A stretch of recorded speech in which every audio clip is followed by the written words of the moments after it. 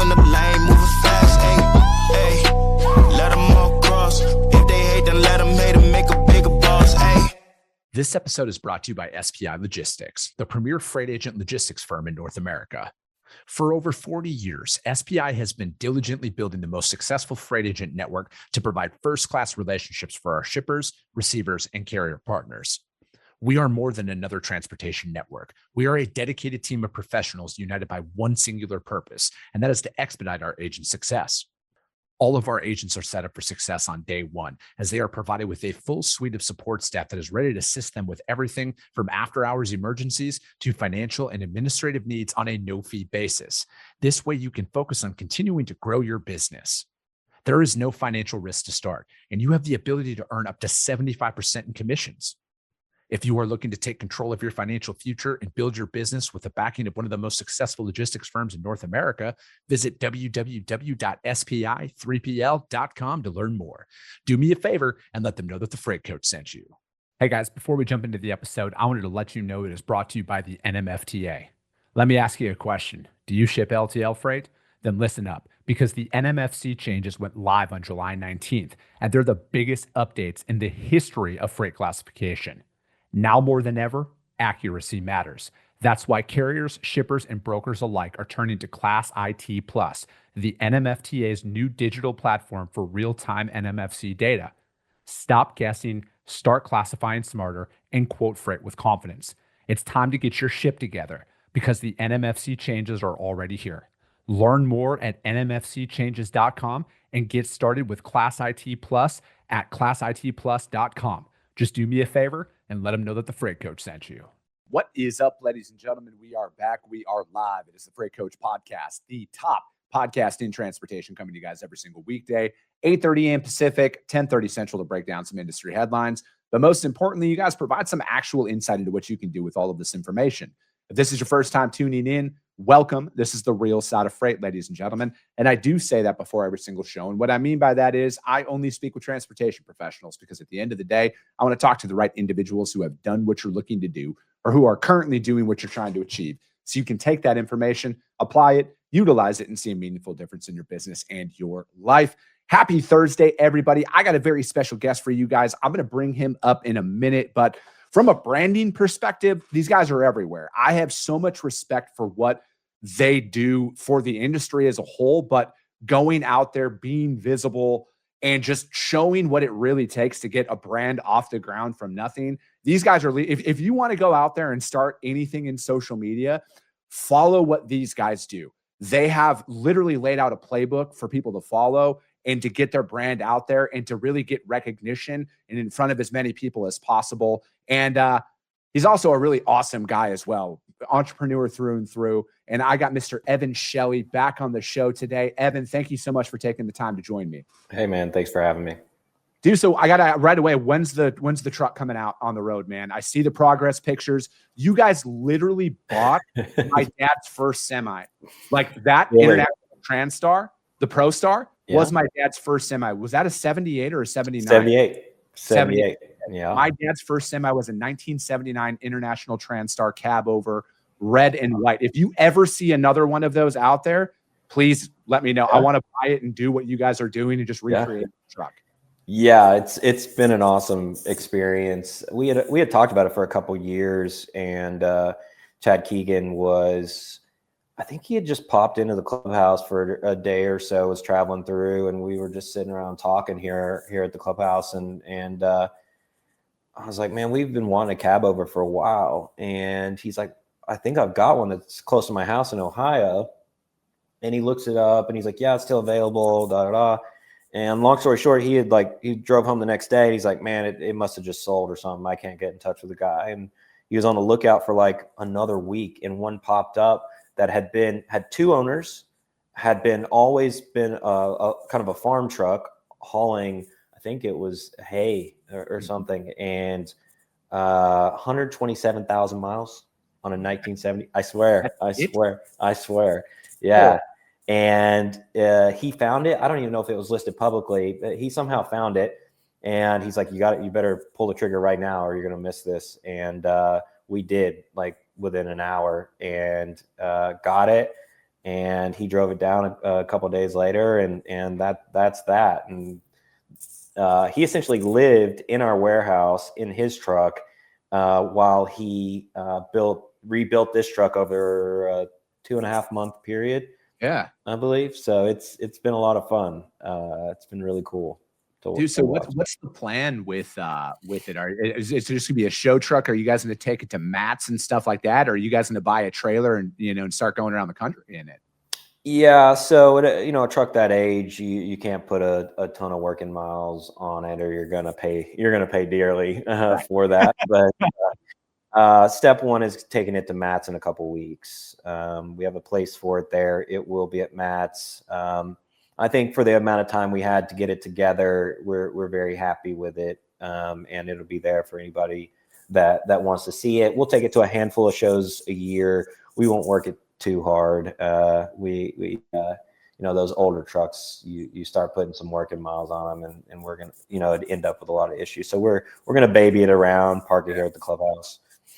No, dude, I love it. I think that is one of the coolest builds that I've seen. Again, like I have such a soft spot for international trucks because that's like all my dad drove, and especially the cabovers. I wish they could somehow make it fuel efficient to bring cabovers back on the road, man. They are just the sickest trucks out there. Yeah. It's not even close, man. I love cabovers. It's unbelievable, the following for cabovers. And I'm not talking about us. I'm just talking about in general. You look across, Chad's kind of known for it. Chad Keegan, he's big on YouTube and a few other channels. And there are people that aren't even in trucking, have nothing to do with trucking. They just love it. There's something that excites people about it. And I know we kind of learned from rebuilding ours and documenting the whole thing. We got millions of views across just the rebuilds and posting about it, and it's a lot of positivity, which is to see. People are really just bringing back kind of that old school trucker mentality, spirit, a lot of positivity, and you get these people kind of telling their own stories about owning one, and it's really cool. We've been super happy with the entire experience. No, man, I love it. And it just goes to show though, right? Just from a branding perspective and on social media, it only takes one video to, and it was I follow Gary Vee religiously, and he was just giving a speech the other day, and he had one of these clips on his, and he was like, it took me 20 some years to build up the following that I have. He's like, now in today's environment, you can start a TikTok today, post the right video, it goes viral, and you can get 15 million followers overnight. And all of a sudden you have a legitimate business on your hands with it from a branding perspective. And I don't think enough people harness the real power of it. And, you guys are truly that boots on the ground thing, man. Like your guys' team is out on the road nonstop, truck stops all across the country, parking lots where you guys are at all across the country. And it's telling that driver's story from this seat. And, as a trucking loyalist, right? I grew up in this stuff, man. I still get chills every time I hear a Jake brake coming down, man. The smell of diesel to me, it's so nostalgic. And it's to see you guys doing that from a branding perspective and the overall messaging of what you guys are about, man. I love it, right? Because it's when you just look at the safety aspect of the service you guys provide, giving drivers a safe and secure spot to park at night in some of these highly congested areas that are out there. And then furthermore, you have a business, a revenue stream created for the property owners that are out there, right? How many empty lots are sitting there across the country where people are just essentially paying property taxes on it for nothing, So it's there's a real viable business model where you guys are kind of attacking it from both angles. Yeah. I mean, to your first point, I don't come from the industry. Mm-hmm. And that meant I needed to immediately become immersed in the industry, going to events, going out on the road, doing ride-alongs. Half our team are former drivers. Several of them still have their CDLs. So that really guides the culture. It creates, really an understanding for what drivers and owner-operators, carriers are doing out here. So where I immerse myself and my team immerse themselves, I mean, just like right here at the clubhouse, we park 50 or so trucks here. We have people every single day walking into the clubhouse that have parked with us all across the U.S. They sit down, they tell their story, they give us feedback, right? We just dive in, and that was a requirement for this company to be successful. And it's, you know, we've gotten decades of experience in just a couple years. And yeah, it has really, you know, formulated the company we have today. I didn't have all the answers the first day I started this company. I didn't have all the answers the first year. I still don't have all the answers, but we continue to pivot based on feedback from what we call our trucker members and our property members. Mm-hmm. I think that's, you know, one thing. I think that's a hurdle every entrepreneur. And I know this is, you know, you've been, you know, you've owned a couple of businesses prior to this. So maybe you skipped this step, but like, as you know, I've just, you know, coming up on year 6 of being self-employed. And, you know, I've had a successful exit from one of the companies that I had founded, and I still currently own and operate the two, you know, on the media stuff and then my freight brokerage. And I think accepting the fact that you don't know anything and it's okay it's such a massive weight off your shoulders, because I think that it'll save you a lot of early mistakes when you go in there. Because I mean, I think most people would be shocked at how many people are willing to help if you're willing to ask. And, you know, when you get people's perspectives on things, because it's like, man, there's so much knowledge in this industry in particular, right? Like what you guys are doing about having drivers come in, tell you guys the reality, because like I've never met a driver who wants to hold their tongue. They will tell you the truth. Yeah. But it's like, that's the best feedback, man. Like how many people pay focus groups hundreds of thousands of dollars or millions of dollars to get some watered down response? And you got a driver who's going to come in and be like, no, dude, this property sucked. This is why it sucked. And this is what you need to fix. As a business owner, that's what I want to know. I want to know what we're doing wrong so we can fix it. Yeah. Yeah. I mean, feedback is everything in business. And especially I think anything to do with trucking, like you said, drivers are going to tell you immediately. And that's a great thing, because you just listen, then you take action on resolving whatever the concern is, and at least address it. And, you know, especially with our business, we cannot control every single scenario all the time, but we can control how we react to that scenario, how we execute on resolving that scenario immediately, right? So we have a customer care team that is constantly taking care of our trucker members when they have those edge cases. And it's, you know, trucking and logistics is you know, it's the Wild West out there, and so everyone's used to things not going perfectly, but what makes all the difference is how you react to those scenarios, and react with immediacy, react with empathy, and take care of them, resolve that problem, and send them back on their way with a good experience, and ultimately reducing, you know, whatever stress or anxiety that they have, right? So edge cases are going to happen in this industry, and that's just part of it. But we are, I would say, maniacal about taking care of every single one of our trucker members in every single situation that occurs. So with all of that being said, you know, you guys get a lot of feedback out there, and obviously there's a bill on Capitol Hill right now, you know, with the Truck Parking Safety Improvement Act that's out there.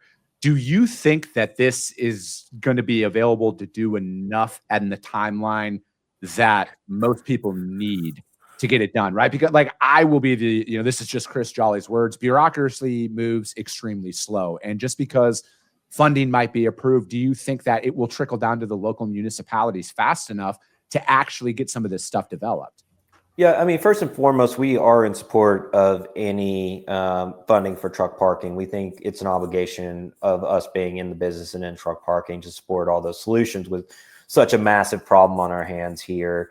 But if you talk about the facts of the matter is the $755 million in the Truck Parking Safety Improvement Act, although a significant amount of money, very likely will only build 7,500,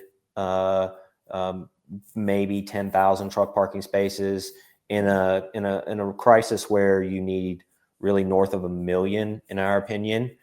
So it's a bit of a drop in the bucket. If you run that math out, you need about $68 billion by our math in taxpayer funding, which is a large percentage of the DOT's budget, which, you know, most always goes to roads and bridges, right? So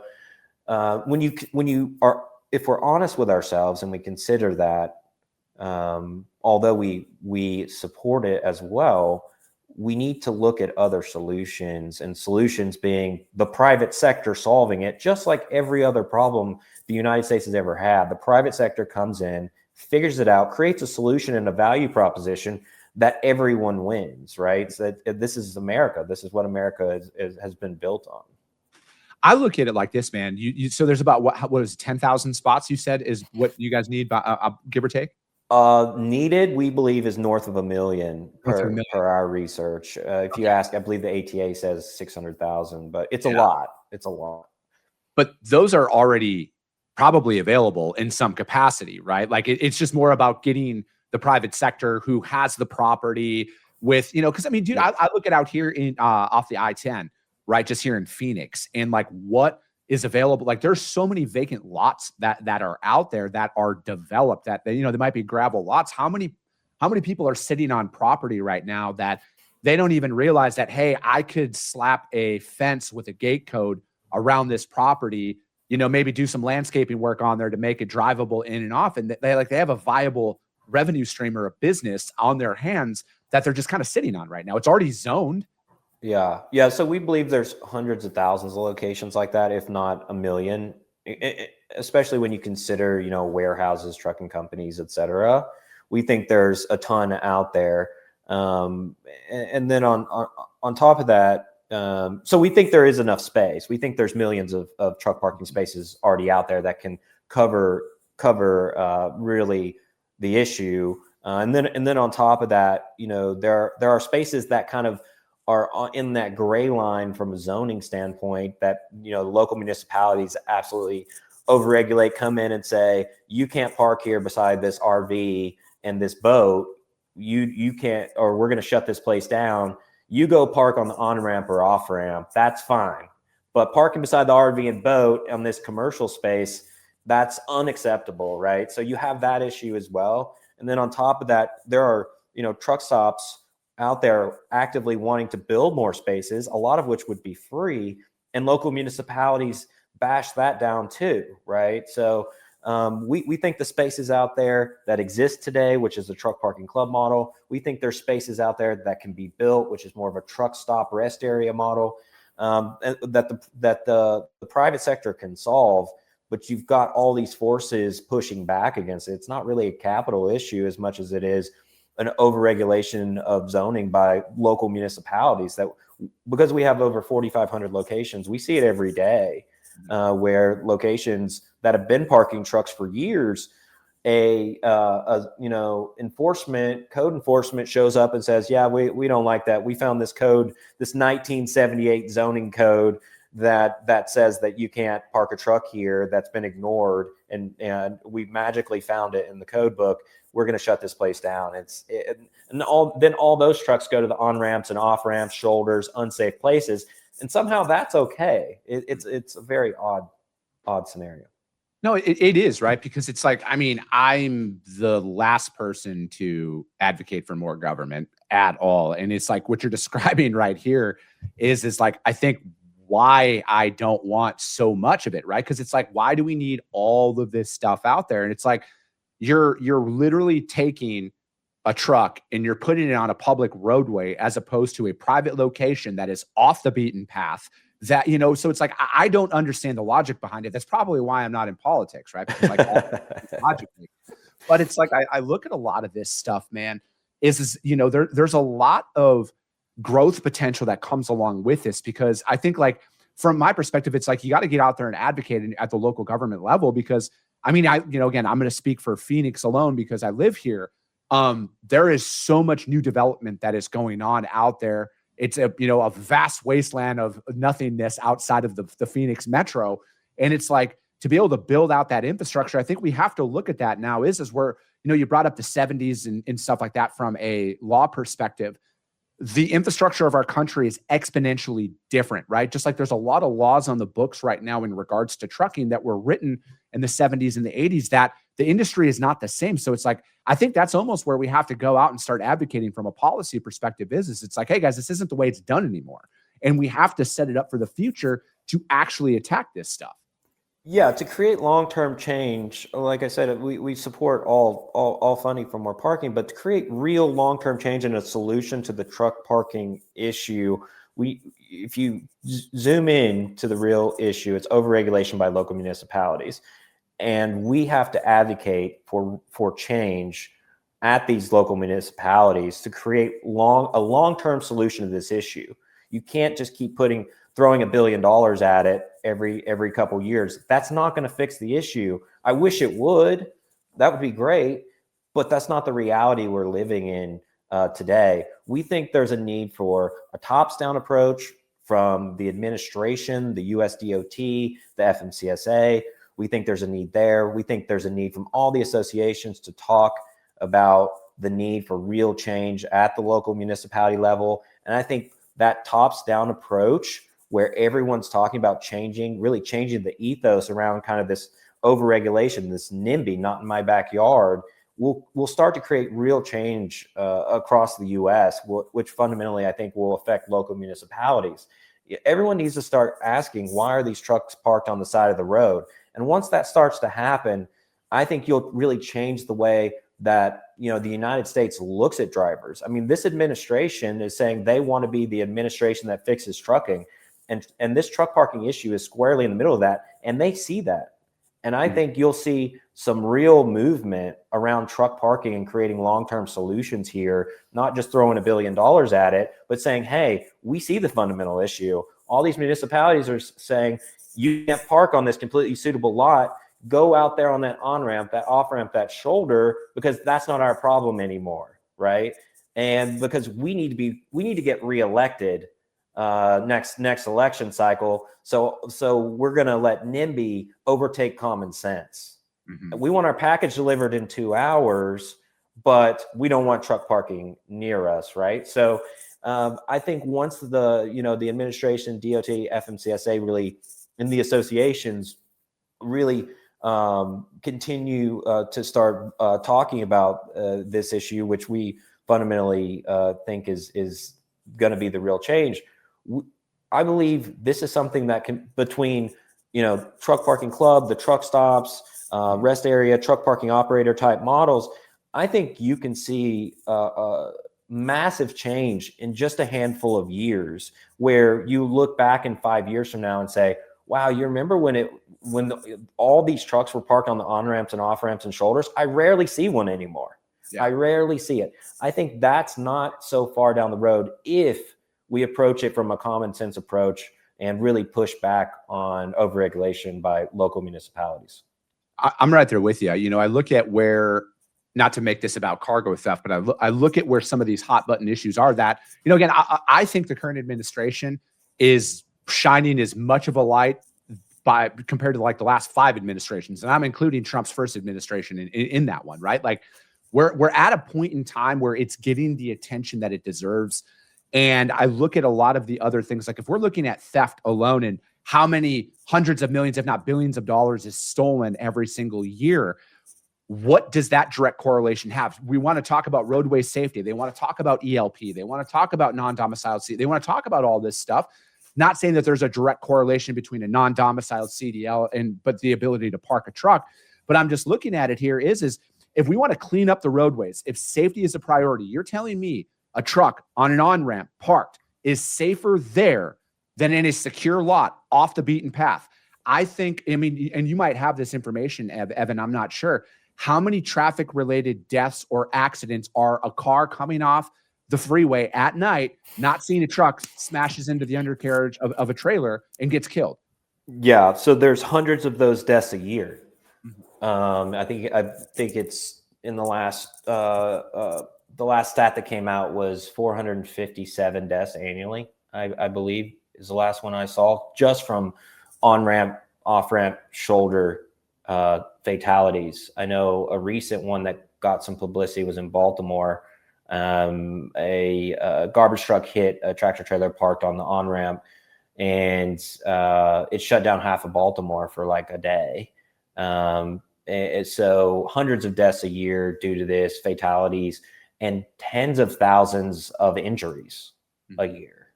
So there's these light collisions that happen and ends up in some type of injuries due to shoulder, on-ramp, off-ramp parking. It's just completely unacceptable. And I do think the administration and the DOT and the FMCSA are going to push back on this stuff, because it ties in. It's one of the key issues with trucking, and they're clearly very focused on cleaning up trucking from a compliance standpoint.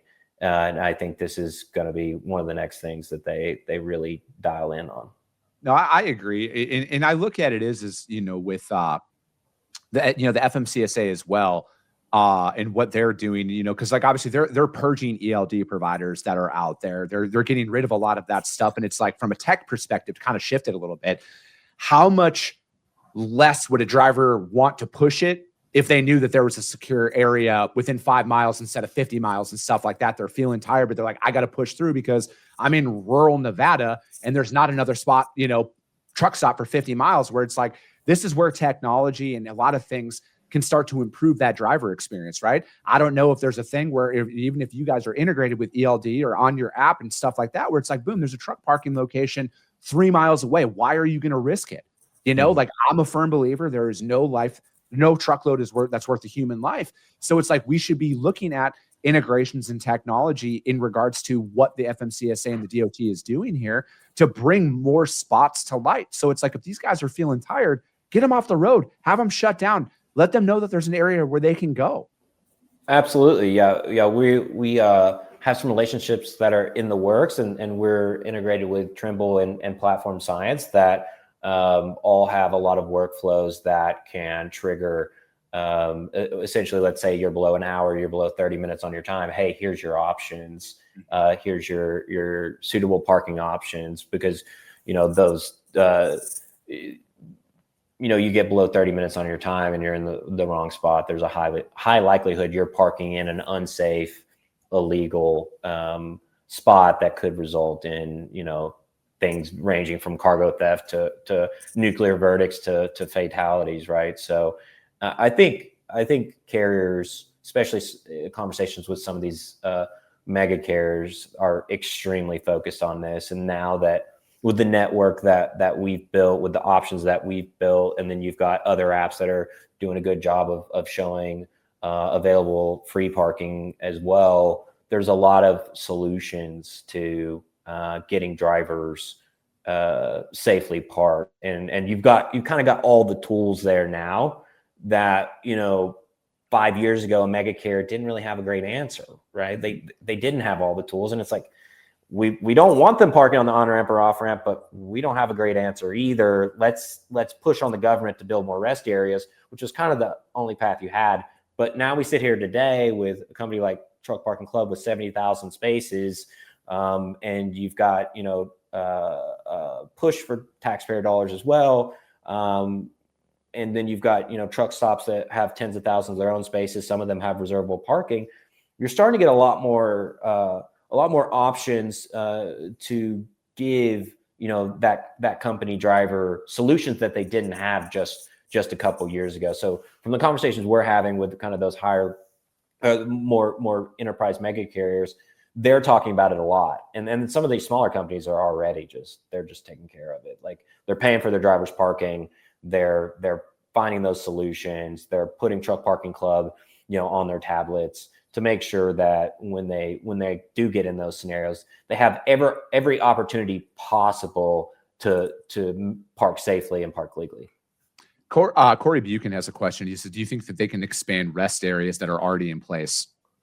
Well, I think any taxpayer funding is going to consider, I think a couple $100 million got passed in the last few weeks, and I believe they'll consider existing rest areas and expanding those, and they'll consider new rest areas.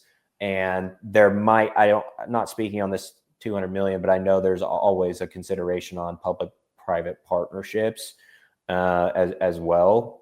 So it'll get allocated across those areas. But I think they're probably always considering the idea to expand because it's probably in theory easier. But what I think you'll find is a lot of these rest areas have bought in the minimal amount of land possible, so they'd have to go in and acquire more property and then build on that property. But I think all things probably are considered, but I can't really speak. It's probably going to be a DOT to DOT, state DOT basis on how they're going to allocate that. Perfect. Evan, I appreciate your time, man. Hey, how does anybody, if you guys can't find Truck Parking Club, you're not on social media and trucking, but like, what's the best way for people to reach out to you guys? Website, app? What does that look like? Yeah. At this point, just hit us on our website, truckparkingclub.com, or app, Truck Parking Club. And then all of our socials are in the footer. Our contact us is in the footer. Go and choose whichever social you're on most and interact with us on there if you want. Leave us a message on the contact us form. Add your property, click become a property member, add your property. That's really everything you need is really on the website at this point. So check us out on there. Perfect. Evan, I appreciate your time. That's going to be it for today, ladies and gentlemen. If you guys can't find Truck Parking Club out there for whatever reason, I will help you. So reach out to me. I'll put you guys in contact with them if you can't find them. But that's going to be it for today, ladies and gentlemen. As always, if you got value in what you heard and you're not subscribed, subscribe to the show, you guys. And if you're feeling ambitious, rank it on iTunes and Spotify, because if you see value, your network's going to see it as well. I appreciate you guys. I love you guys, and we'll be talking to you soon. Came back with a bang, window down, yelling out money, anything. Hey, ooh, got the foot on the gas, pedal to the metal when I'm getting to the